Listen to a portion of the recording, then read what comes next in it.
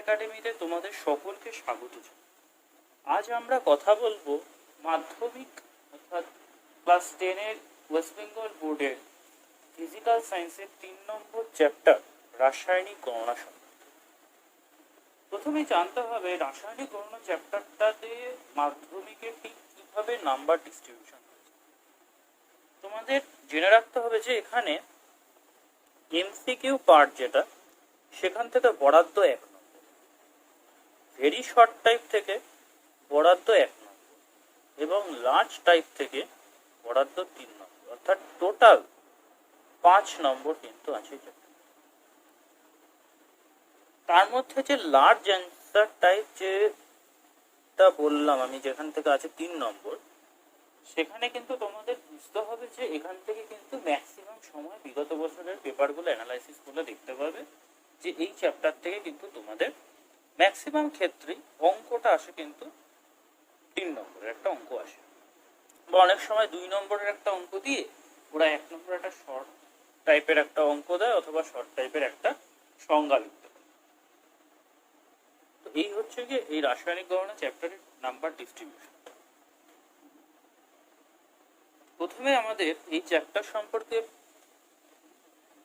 অনেকটা জানতে গেলে প্রথমে যেটা বুঝতে হবে সেটা হচ্ছে কি একটা রাসায়নিক বিক্রিয়া কি সেটা আমাদের আগে জানতে হবে।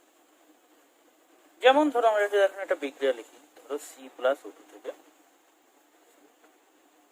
এটা কি? এটা তোমরা সকলেই জানো যে কার্বনকে আমরা অক্সিজেনে যখন ঘোরাচ্ছি কার্বন ডাই অক্সাইড হচ্ছে।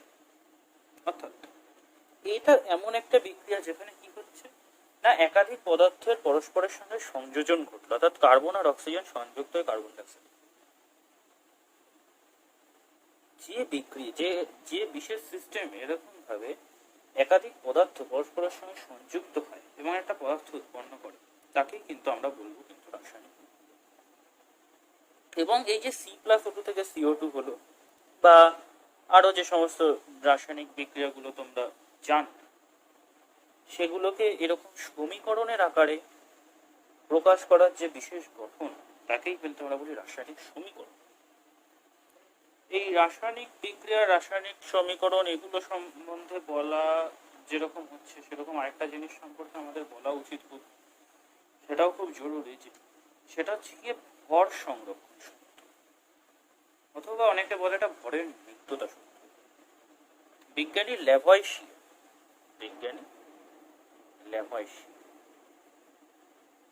সর্বপ্রথম ভর ক্রিয়া সূত্র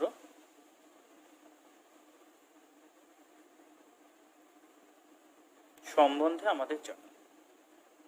সেই ভর ক্রিয়া সূত্রটা কি? ভর ক্রিয়া সূত্রটা হচ্ছে এই যে C+O2 থেকে CO2 হয়েছে, বা এরকম যে নানান ধরনের রাসায়নিক বিক্রিয়া রয়েছে, সেই নানান ধরনের রাসায়নিক বিক্রিয়ার ক্ষেত্রে তিনি বললেন যে রাসায়নিক বিক্রিয়ার ক্ষেত্রে বিকারক পদার্থগুলোর মোট ভর,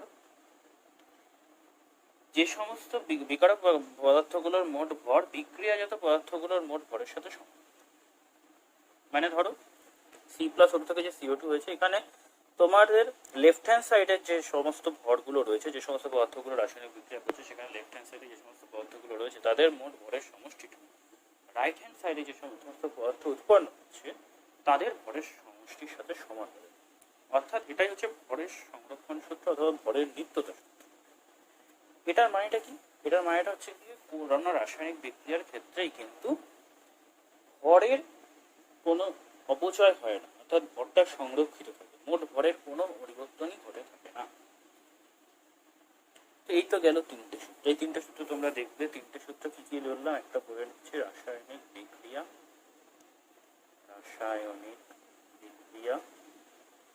সেকেন্ডলি বললাম রাসায়নিক সমীকরণ,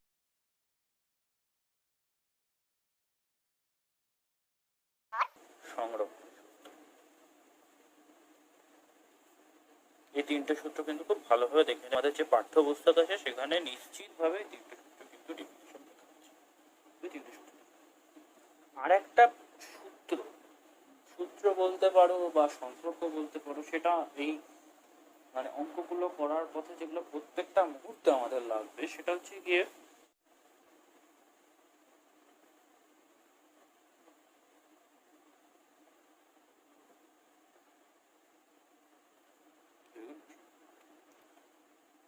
এটা কিন্তু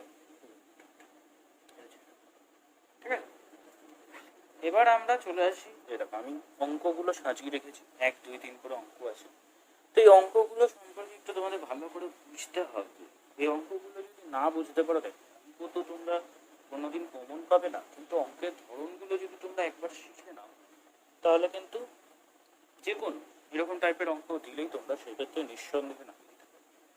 একটা কথা বলা দরকার, এই যে দেখো লিখেছি ক্যালসিয়াম 40, কার্বন ভর, অক্সিজেন 16, অনেকে জানে এগুলো হচ্ছে কি ওদের ভর, মোলার ভর। তো এগুলো কিন্তু তোমাদের এখানে দেওয়া থাকবে, অথবা যারা মনে রাখতে পারো তারা মনে রাখতে পারো। তো দেখো কি বলছে, কত গ্রাম CaCO3 সাথে অতিরিক্ত লঘু HCl বিক্রিয়া করে 6 গ্রাম CO2 উৎপন্ন। এটা হচ্ছে আমাদের প্রশ্ন। তো CaCO3 সাথে প্রথমে এই ধরনের যখন সমীকরণ থাকবে, সমীকরণ দিয়ে যখন অঙ্ক থাকবে, তোমাদের কি করতে হবে, প্রথমে রিয়াকশনটা কিরকম, রিয়াকশনের ধরন কিরকম, সেদিকে কিন্তু প্রথমে নিজেদেরকে অবগত করতে হবে। তা না হলে কিন্তু এই অঙ্ক সমাধান করা কঠিন। CaCO3 সাথে কি রিয়াকশন হচ্ছে, CaCO3 সঙ্গে HCl রিয়াকশন করলে কি উৎপন্ন হয়, CaCl2 CO2। যদি ভরটা ঠিক করতে চাই, 2 2 3 2, হ্যাঁ 2 দিয়ে দাও এখানে, সমতা বিধান কমপ্লিট। দেখো ক্যালসিয়াম একটা, হাইড্রোজেন দুটো, দুটো হয়ে গেছে, সমতা বিধানও কমপ্লিট। এবার তোমাদের দেখতে হবে CaCO3 মোলার। CaCO3 দেখো কিভাবে মোলার ভর ক্যালকুলেট করবে তোমরা। ক্যালসিয়াম 40, কার্বন কটা আছে, একটা আছে, অক্সিজেন 3টে আছে, দেখো তাহলে অক্সিজেনের মোলার ভর 16, 3 16 48।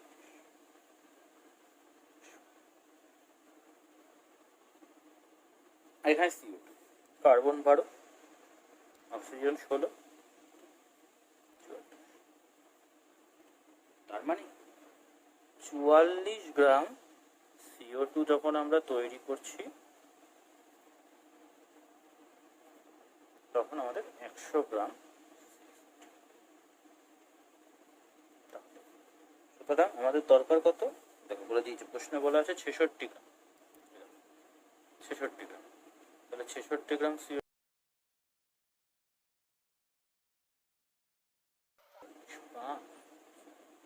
150 গ্রাম।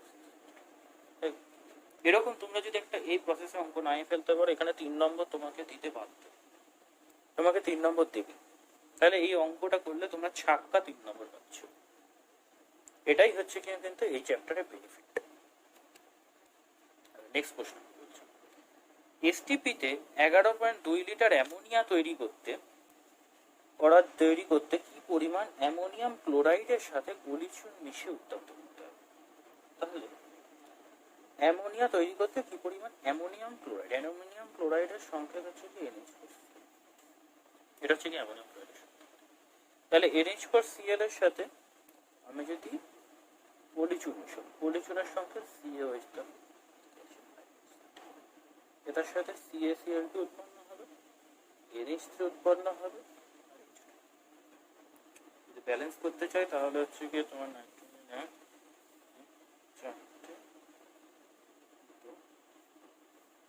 2 দিলাম, নাইট্রোজেন 2 6টা, 4 2 8টা, 10টা, 6টা, হ্যাঁ হয়ে গেল, 3 2 6 আর 2 8, ব্যালেন্স হচ্ছে। দেখো তোমরা ব্যালেন্স না, ব্যালেন্স এখানে আচ্ছা হাইড্রোজেনটা একটু কম আসছে, তো এখানে 2 দিতে, এবার দেখো ব্যালেন্স হয়ে গেছে। হাইড্রোজেন 4 2 8, আর 2 10, 3 2 6 আর 2 2 4। এই হাইড্রোজেন দুটো বাইরে রয়েছে 2 2 2 4, আর হাইড্রোজেন 3 2 6 6 আর 4 এবার ব্যালেন্স হচ্ছে। তাহলে এখানে চিন্তা করার কোনো কারণ নেই। এখানে যেমন ক্যালসিয়াম, এই যে আগের বিক্রিয়ার ইকুয়েশনটাতে যখন কোশ্চেনে যেমন লেখা ছিল ক্যালসিয়াম 40, কার্বন 12, অক্সিজেন 16, এখানেও সেরকম লেখা থাকবে, আমি লিখি। তো এটা যদি আমরা মোলার ভর বের করি, অ্যাটমিক মাস বের করি, তাহলে কি হবে, 2। 2টা কেন লিখি, তখন আমরা 2 নাইট্রোজেন 14 হয় সবাই জানে, হাইড্রোজেনে 1 করে হয় 4, আর ক্লোরিন হবে মনে রাখবে 35.5। তাহলে কত হয় এটা অ্যাপ্রক্সিমেটলি দেবে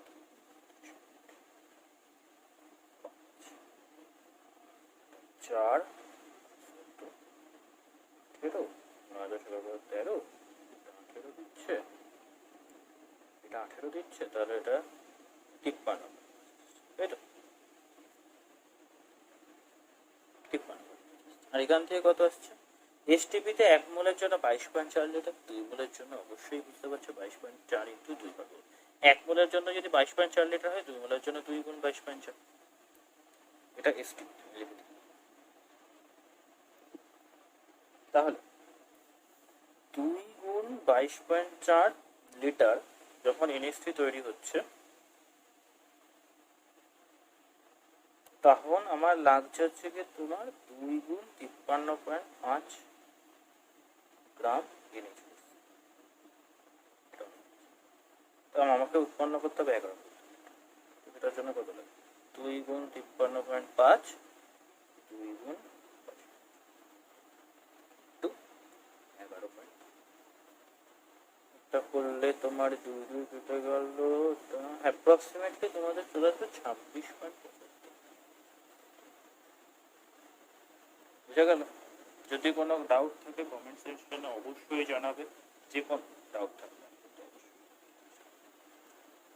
এবার এখানে বলেছে দেখো কোন একটা গ্যাসের, এটা কোনো একটা গ্যাসের ধরো কোন একটা গ্যাসের আণবিক গুরুত্ব সাধারণত বাষ্পীভবন করে। দেখো আমি কিছুক্ষণ আগে আমরা একটা সূত্র জেনেছি যে আণবিক গুরুত্ব ইকুয়াল টু 2 গুণ বাষ্প, আণবিক গুরুত্ব ইকুয়াল টু আমরা জেনেছি 2 গুণ বাষ্প। তাহলে গ্যাসের আণবিক গুরুত্ব যদি 27 বাষ্পীভবন করে, আণবিক গুরুত্ব বাই 2, 27/2। এটা করে তোমরা অবশ্যই ক্যালকুলেট করে নিতে পারবে এবং বাষ্পীভবনটা অবশ্যই ইজিলি বের করে নিতে পারবে। ঠিক আছে, 13।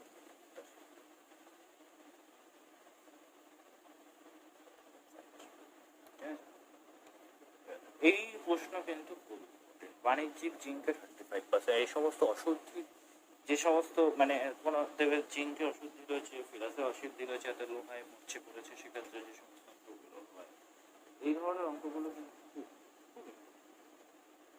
দেখো কি বলছো, বলছো তোমাকে যে বাণিজ্যিক জিঙ্কে 35% অশুদ্ধি রয়েছে। এরূপ 50 গ্রাম জিঙ্ক অতিরিক্ত পরিমাণ পাতলা H2SO4 এর সাথে বিক্রিয়া ঘটালে কি পরিমাণ হাইড্রোজেন উৎপন্ন? তাহলে অশুদ্ধির পরিমাণ কত বলে দিয়েছে 35%।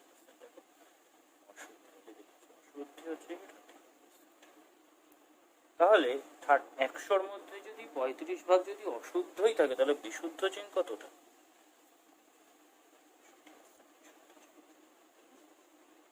তার মানে 100 গ্রাম নমুনাতে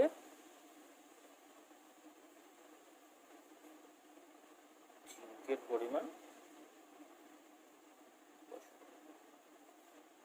তাহলে 50 গ্রাম নমুনাতে কত হবে?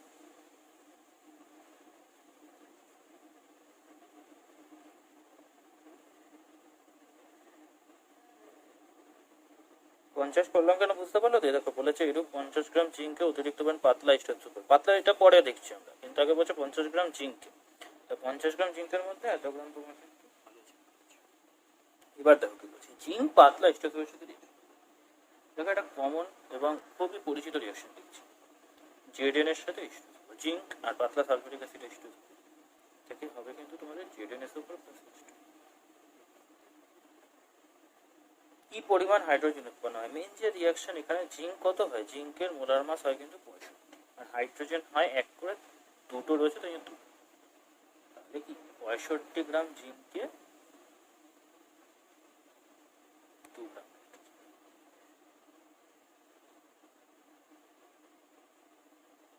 তাহলে 32.5 গ্রাম জিঙ্কে, দেখো এই যে 32.5 গ্রাম বেশি কেন, আমার 50 গ্রাম নমুনার মধ্যে তো 32.5 গ্রাম এখন ভালো জিঙ্ক রয়েছে, বাকি যেটুকুনি রয়েছে সেটা তো অশুদ্ধিতে পড়ে।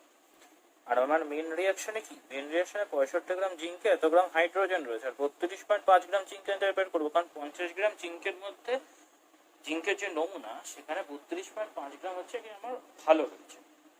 বাকিটা অশুদ্ধি, সেটা আমার দেখার দরকার নেই। তাহলে মানে রিয়াকশনটা করবে হচ্ছে 32.5 গ্রাম জিঙ্ক, তাহলে সেক্ষেত্রে উৎপন্ন হচ্ছে 2/65 গুণ 32.5। এখান থেকে অ্যাপ্রক্সিমেটলি